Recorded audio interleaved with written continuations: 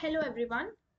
So today in this class we will speak about microsporogenesis. So this is the third lecture of sexual reproduction in angiosperms, that is flowering plants.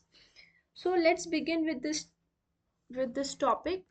So microsporogenesis means what?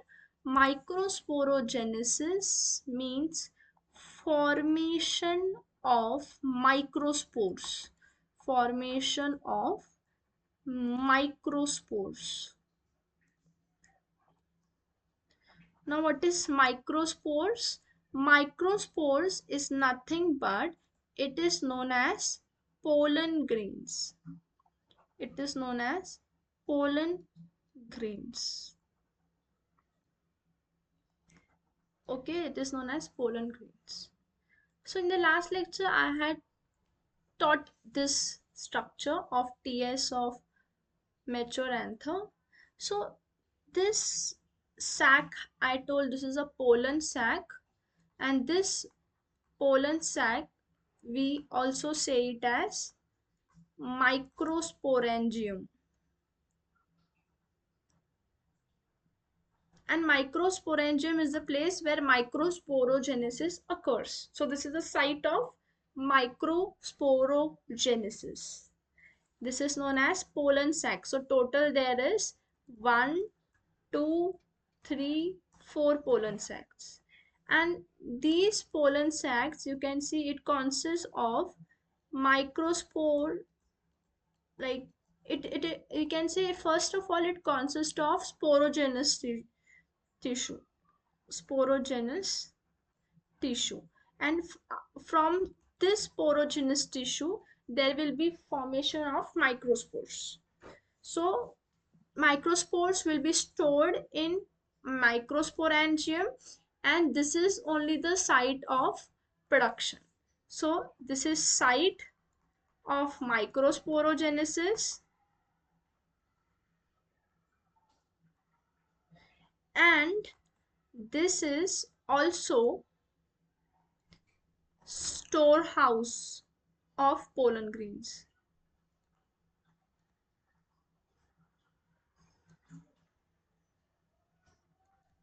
You should know this much. These points are important.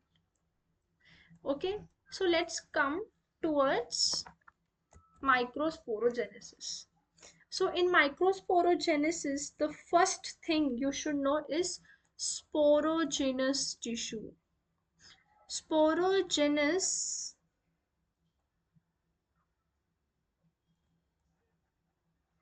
tissue is present in pollen sac. Okay, this is present where? This is present in pollen sac. Pollen sac, we say it as microsporangium. That's what I explained here also.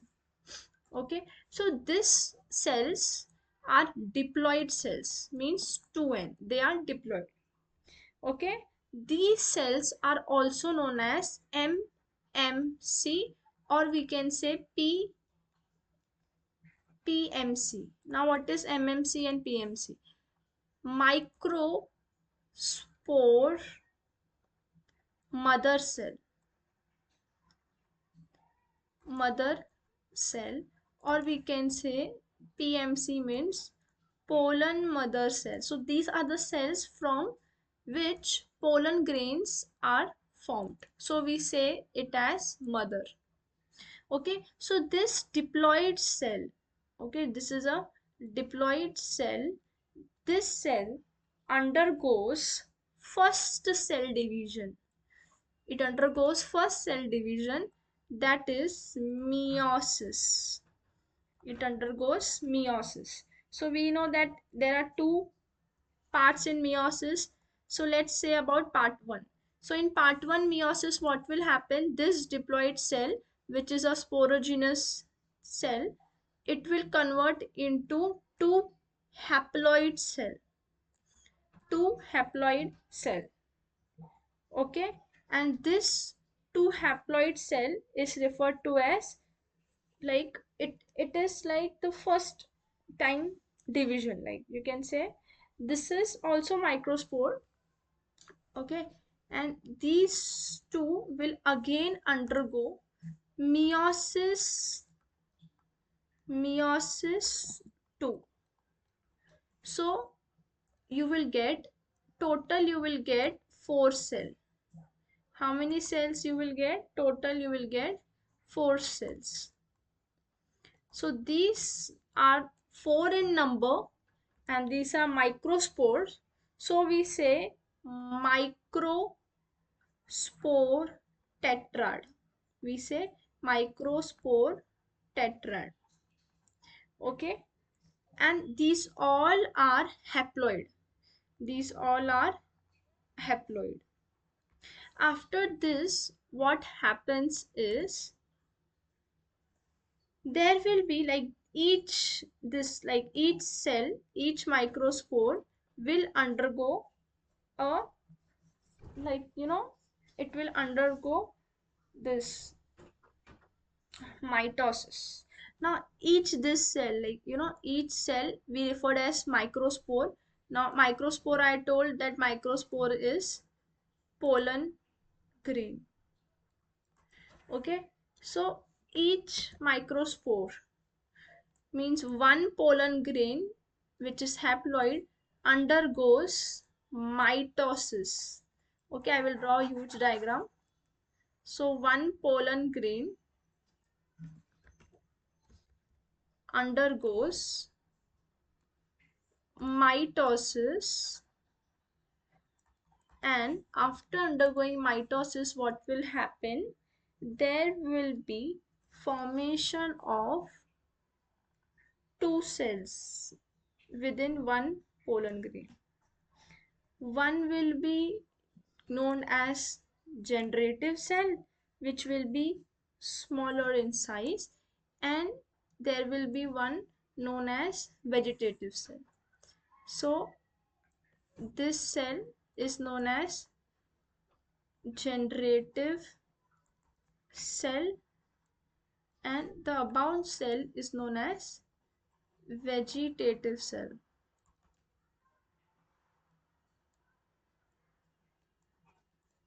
Okay, so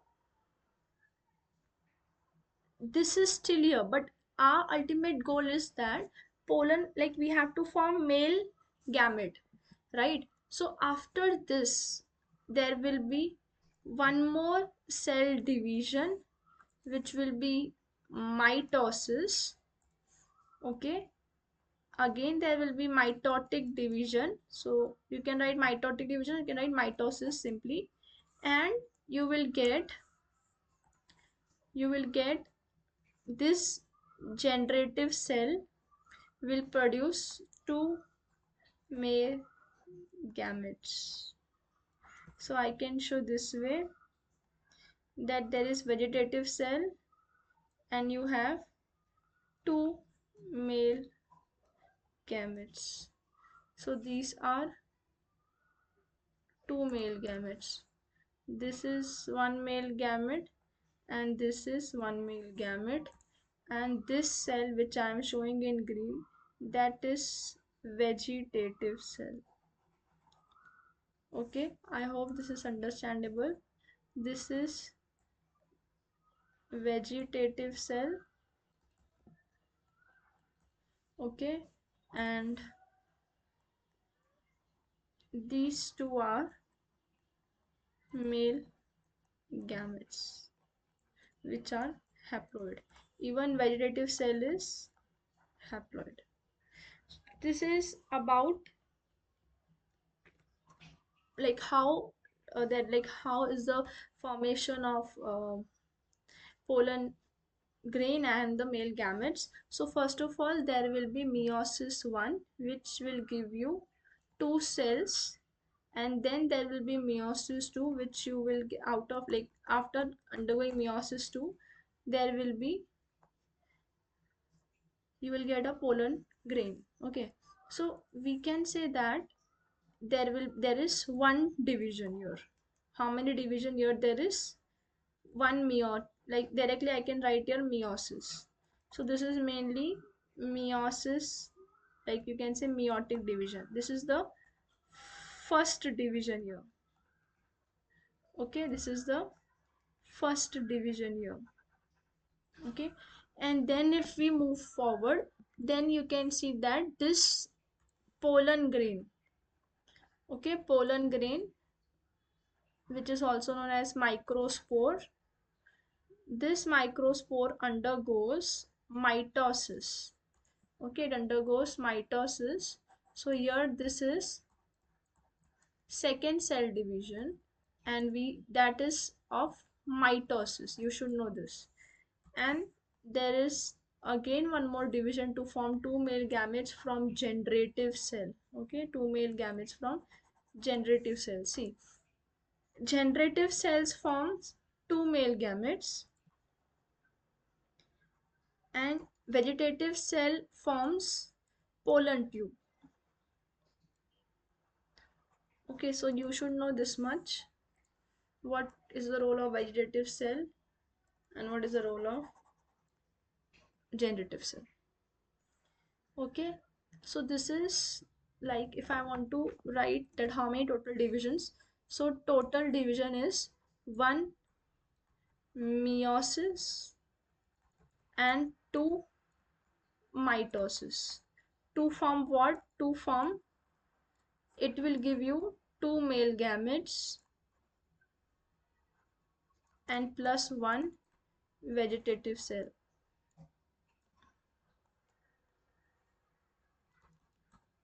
Suppose if you want to make pollen grains. Okay, so for pollen grain, for like one meiosis, one meiotic division, one time meiotic division,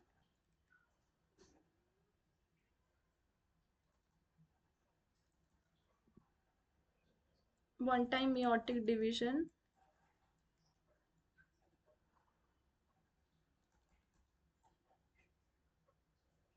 provides four pollen grains. I had told, even I have taught the lecture of, lecture of this cell division. First basic lecture is like already taught. So go and check that. Always if there is one cell, it divides mitotically, then we get four haploid cells. If a diploid divides, so we'll get four haploid cells in meiotic division. So we will get four pollen grains. This is important question, and from here only you will get MCQ in your CET, NEET, any kind of exam, KVPY. You should know these things. So from here only the question is framed. If you don't believe, then go and check previous year questions. This is a very important thing which I am telling you, which I have marked, highlighted. Very important. Okay, this is very, very important. You should learn it. Okay, so this is about microsporogenesis, which I have taught here. Now I will show the picture of pollen grain. See, so if you can see the picture of pollen grain, there are two layers. Outer layer is known as, means covering. Okay, see, pollen grain is covered by two layers. So the covering of pollen grain is known as sporoderm. Sporoderm means covering. Okay, so there are two coverings. One is exine and one is intine. Now what is exine? Exine means outer layer. Okay, now what is intine? Intine means inner layer. Okay, inner layer. So this intine and this exine, they are made up of specific material. Like exine is made up of sporopollenin. Okay, sporopollenin. And this chemical named sporopollenin, this chemical is actually formed in tapetum. So you should know this. Like in tapetum there are ubish bodies, and these bodies actually come and binds to the pollen grain, and hence it forms sporopollenin type of chemical above pollen. Okay, above pollen grain. Like if I want to say this is pollen grain, and on top of it there is a layer which is formed by this ubish body, that is known as sporopollenin. Okay, intine is formed by two things, that is cellulose, and one is known as pectin. See, sporopollenin is highly resistant, and hence it is non-biodegradable. Okay, this chemical is actually, like, this is, we can say, exine is extremely thick. This is very thick, and intine is thin. And why this exine is thick, why it is resistant, it has high resistance, because of sporopollenin, and this sporopollenin is non biodegradable substance. So you can store these pollen grains, and it can act as fossils because of this chemical. You should remember this chemical which is there in exine, tapetum, ubish body. These can be MCQ question in your entrance exams. You should know that it is highly resistant. You should know that it is non biodegradable. Okay, and it can be fossilized. Because of this reason only it can be fossilized. You can use it as a, you can preserve it. Okay, because of this reason you can preserve it. You can preserve pollen, and hence fossil formation can occur. Okay, so you should know this much, right? All right, so I hope sporodom you understood. And obviously, like I had told, that this pollen grain, it is not having any flagellum, it's not having any cilia.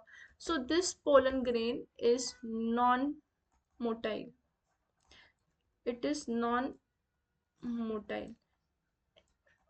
If it is non-motile, so it needs some carrier, it needs some agent to travel from male reproductive part to female reproductive part. Okay, it needs some agent. So there will be a requirement of agent, and that agent is known as pollinator. Okay, I will write it here. The agent which will carry pollen, that is known as pollinator. Okay, pollinating agent will come, which is known as pollinator, that will carry pollen grain from male reproductive part to female reproductive part. Okay, so this is about it. And you can see here exine is the outermost layer, intine is the inner layer, then it has nucleus, this is known as pollen grain, it has cytoplasm granular. Now some places the enzyme is discontinuous, like exine is absent.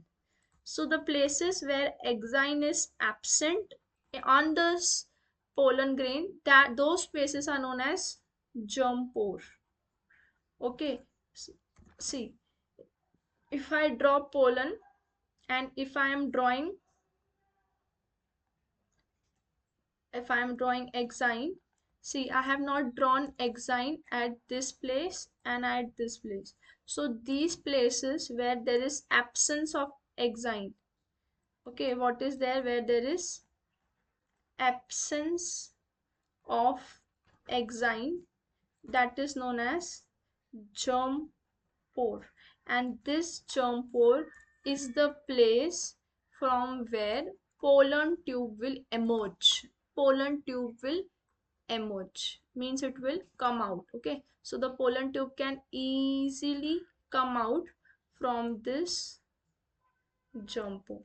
Okay, and this is your pollen tube.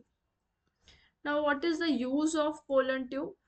As I told that your male gamete is male gamete, pollen, male gamete and pollen both are pollen grain, both are non-motile. Okay, these both are non-motile.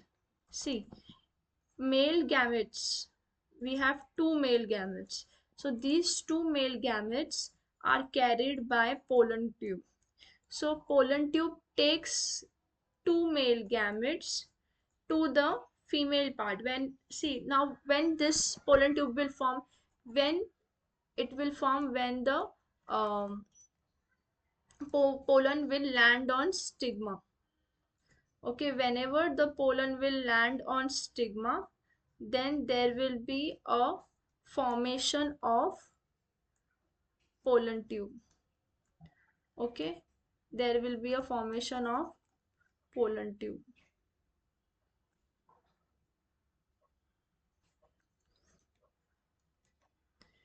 Okay, I'm drawing a proper diagram. See, if here pollen lands, okay, so here there will be a formation of pollen tube, and here what will be there inside here, you will be having ovule.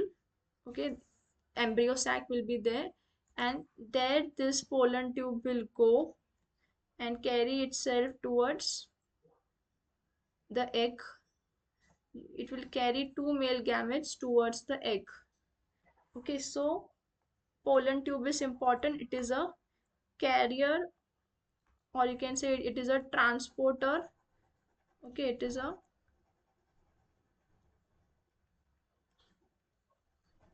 transporter of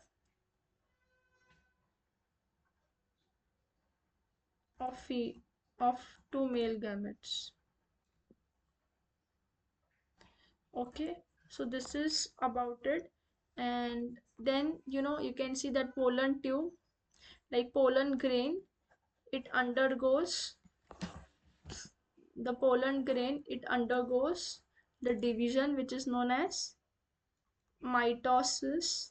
And after undergoing mitosis, you can see here there is a formation of generative cell, and there is a formation of vegetative cell. Okay, and this vegetative cell and generative cell starts their work. See, generative cell has formed male gametes. You can see here two male gametes. Okay, and pollen tube, if you can see here, the pollen, this pollen tube, if you can see, this pollen tube is formed by vegetative cell. So you should know these things. Okay, and this is all about the structure and development stages of pollen grain. Next you can see the same diagram here also. I will zoom it. See, the same diagram you can see on A, you can see that there is germpole. Okay, then you can see cytoplasm, exine, intine, nucleus. You can see pollen, like you can see tube nucleus. Okay, tube nucleus, you can see means vegetative cell nucleus it is. Then you can see pollen tube formation here. Okay, you can see pollen tube formation, you can see tube nucleus, you can see male gametes and all. So this is entirely about microsporogenesis which I have taught. Okay, so next we will proceed towards our next part of today's class. So we will start with female reproductive world. Okay, now we will start with female reproductive world.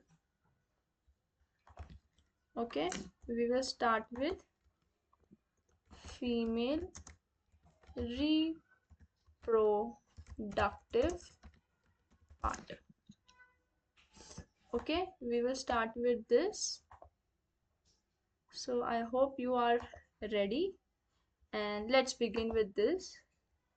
So now the female part, okay, the female part is nothing but known as, it is known as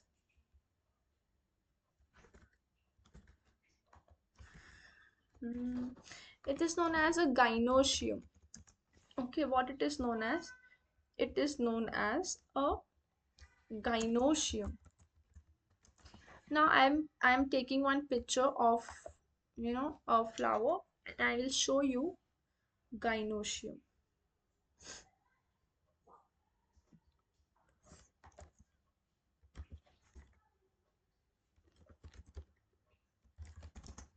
I will show gynoecium, and even we will speak about it in detail.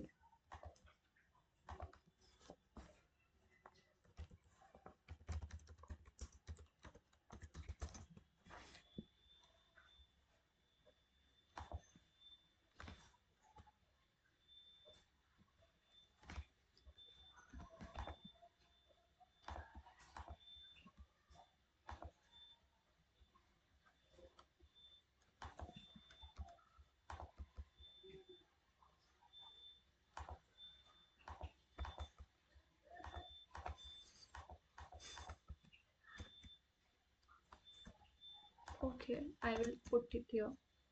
See. So if you can see a flower, if you can see anther and all everything. So the structure which we have to speak about now is female reproductive part. Okay, it is female reproductive part. So the female reproductive part is known as gynoecium. Okay, it is known as gynoecium.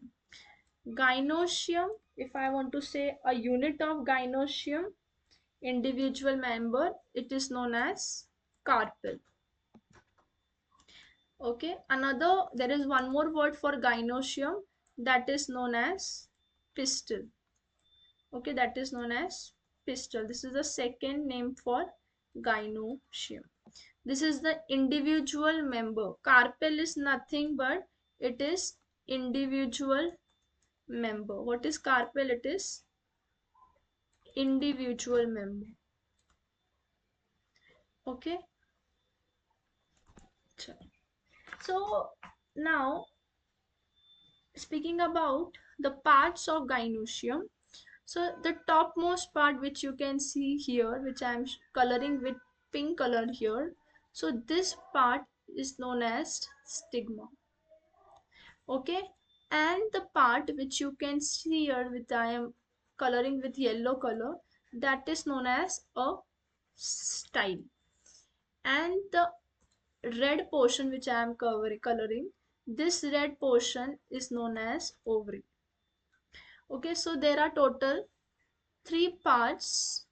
Okay, the first part is known as stigma. Okay, then second part is style, and third part is ovary. The place where, if you can see in the diagram, the place where pollen grain lands, okay, that part is known as stigma.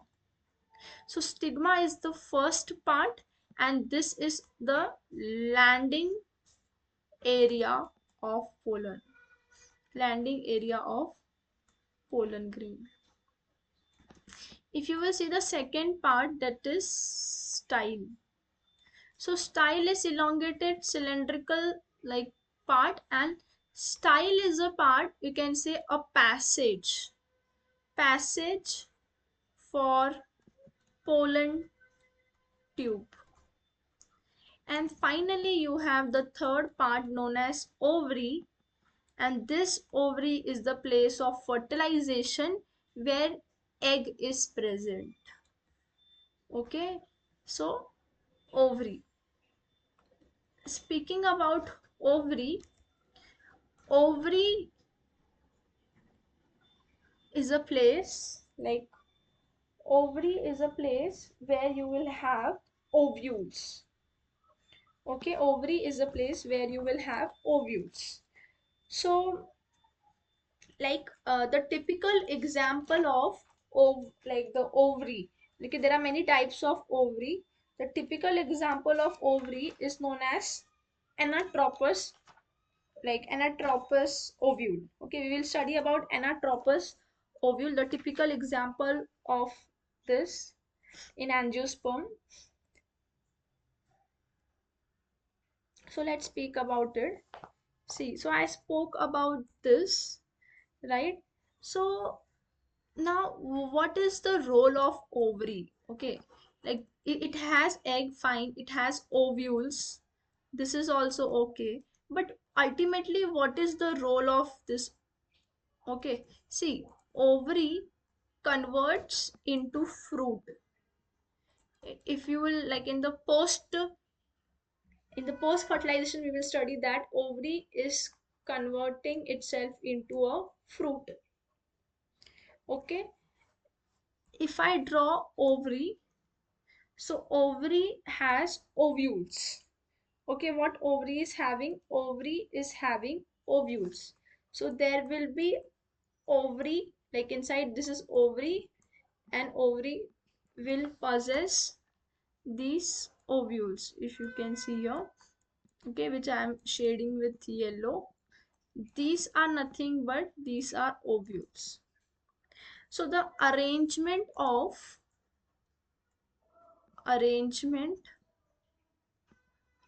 ovules on the wall of ovary, on the wall of ovary, this process, this phenomenon, this is known as placentation. This you would have, like you might have studied in, in 11th standard morphology chapter. So this is the process of arrangement of ovules on ovary. It is known as placentation. Okay, now let's speak about the structure of ovule. Okay, let's speak about the structure of anatropous ovule. Let's take one diagram. Okay, I will directly take one diagram because instead of me drawing and taking time. Okay, so here is the diagram. So if you can see here, this is the diagram of anatropous ovule. Okay, I have told that this is stigma, then we have style, and we have ovary. Okay, this is what? This is known as stigma. Stigma is a landing part, or you can say landing platform. And you have style. And third part you have ovary. And in ovary you have ovule. Okay, you have ovule. If suppose there is a presence of one ovule, okay, if suppose there is a presence of one ovule, then we say uniovulate. What we will say? We will say uniovulate. If one ovule is present, then we will say uniovulate. And suppose if many ovules are present, okay, if like there are many ovule, if there are many ovule ovules, then we will say multi-ovulate. Okay, we can say multi-ovulate.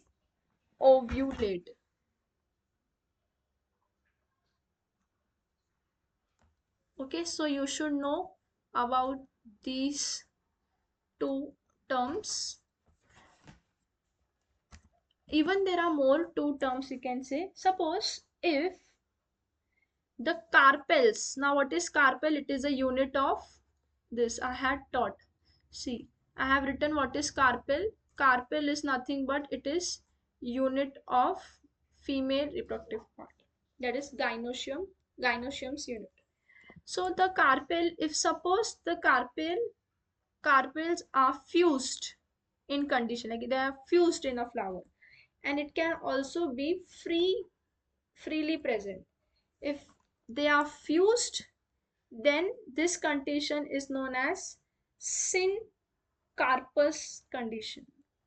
What it is known as? It is known as syncarpous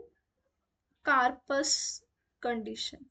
And if it is free, then we say apocarpous condition.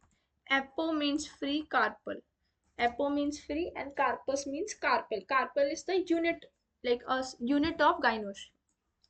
So the example for this, for syncarpus and apocarpus, for apocarpus, the example is Mycelia, okay, and for syncarpus,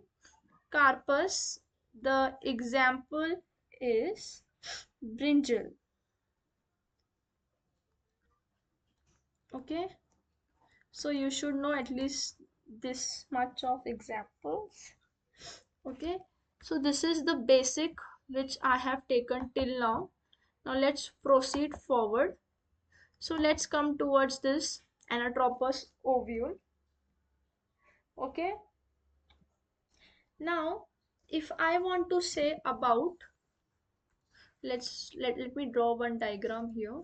See, if I want to say that this is ovary and this is ovule, so this ovule, it is not present in air, okay, it's not present like this only. It is present by a stalk. It is having a stalk, okay. So there is a small stalk of this ovule which is known as funicle. What it is known as? Funicle, or you can say this funicle, or you can say funiculus, okay. This is a stalk. What it is? This is known as a stalk. And like, there is also, like, in between ovule and ovary, there is a presence of a tissue.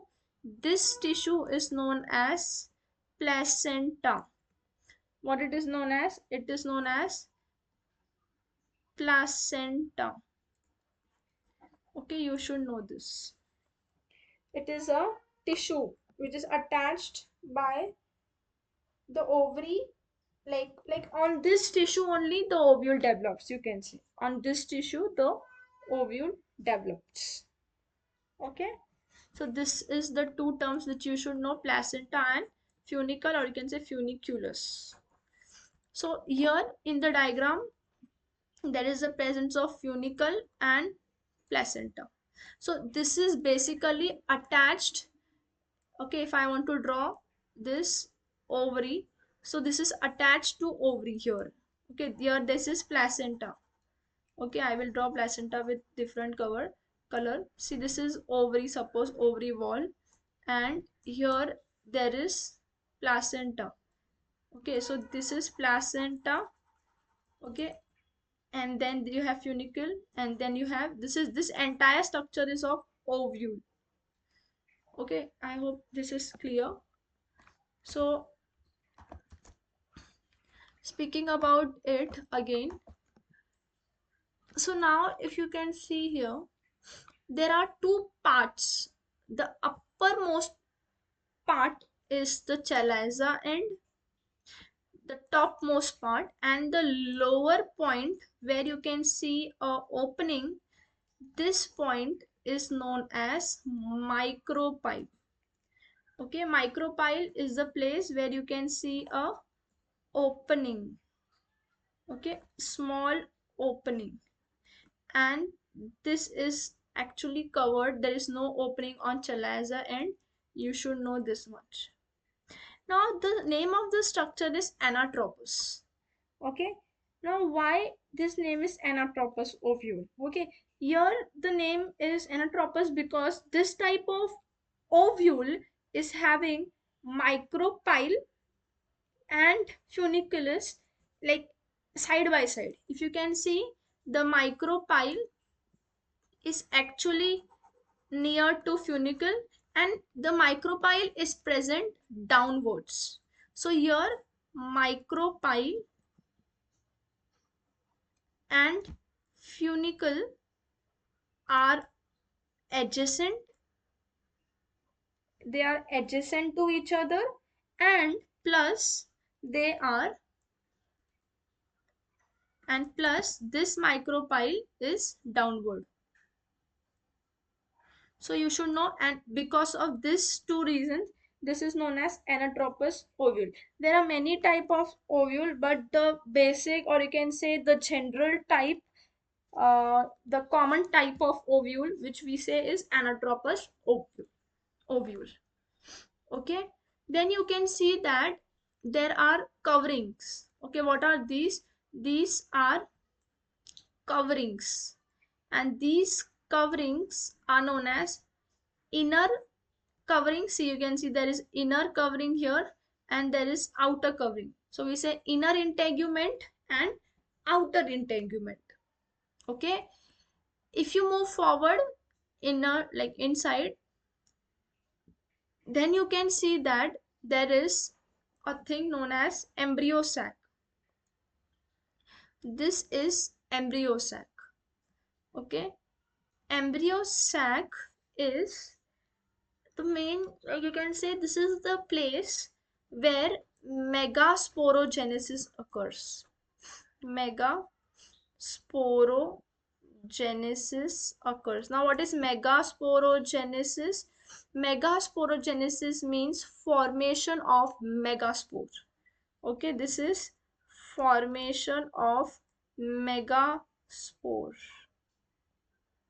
Okay, and this megaspore will actually, like, later it will form egg also and different cells also. Now if you can see here, chalazal end. Now in chalaza end you have cells which are known as antipodal cells. If you will see here, there are three cells present here at chalaza end. Okay, there are three cells present here. These three cells are known as antipodals. What we say? Antipodal. So I have written here Ca. Ca means at chalaza end there is the presence of antipodals. If you will see at micropylar end, so at micropylar end you will find synergids and egg. So to remember that there will be synergids, so we say ms.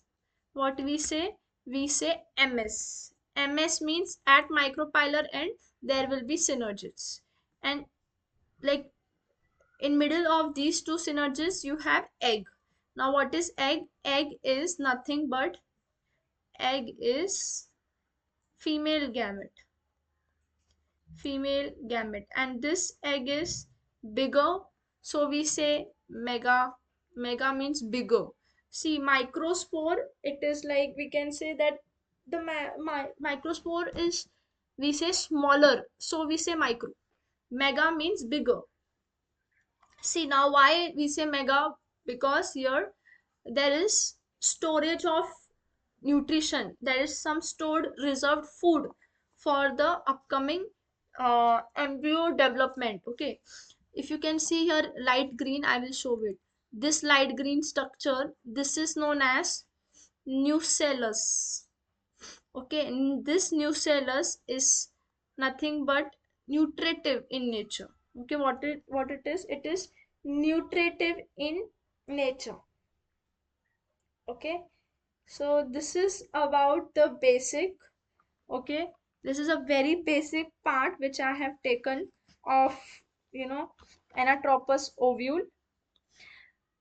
One thing which I wanted to say, like I will add it here, the embryo sac, you can say it as female gametophyte. What you can say? You will say it as female gametophyte. Okay, so this point was left, rest the things are done.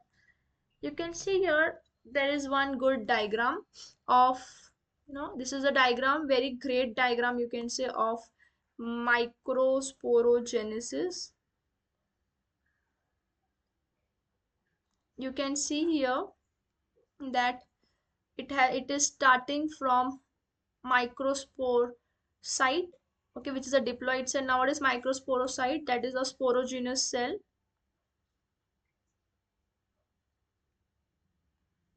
Or you can say sporogenous cell as MMC, microspore mother cell, or you can say pollen mother cell, that is undergoing uh, meiosis one, which is forming, like you can see two cells. Then you have meiosis two, which is forming tetrad, which I told microspore. Then it gets released. Okay, now the release of microspore occurs during dehiscence.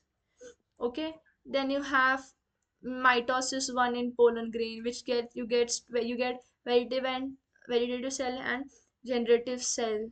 Okay, then you have mitosis 2. Now here they have written generative nucleus. Now why generative nucleus? Because this is a floating cell, because it's not having any cell, you know, cell wall. Okay, this is a plant, so we will say cell wall. It's not having cell wall, it's directly floating in the pollen grain. Okay, if you will, I will show you the image here also. See, there is the generative cell is having the its own membrane, its own cell wall, but the vegetative cell is actually floating here. If you can see, it's floating in the entire pollen, so we say it as vegetative nucleus, we don't say vegetative cell. See, you can see here also, this is actually floating here. This is the nucleus of vegetative cell, but it's actually floating. It's not having any, cell wall or something. So this is a good diagram, you can use it. You should draw this in your notebooks. This is a very good diagram, you should surely draw this. And you can also see that locule and all, everything, tapetum and everything. Okay, so this is about today's class. In the upcoming class I will actually begin with the topic known as megasporogenesis, and I will start with pollination also, the beginning of pollination. So this will be in the upcoming class, that is part 4. So stay tuned. Like, thank you for watching this class. I hope you find out like today's class useful, and soon I will come with the part 4. In part 4 we will take megasporogenesis, and further we will move forward like pollination and all. So like, thank you for watching this class. Keep studying, keep learning, keep working hard for your career. Thank you.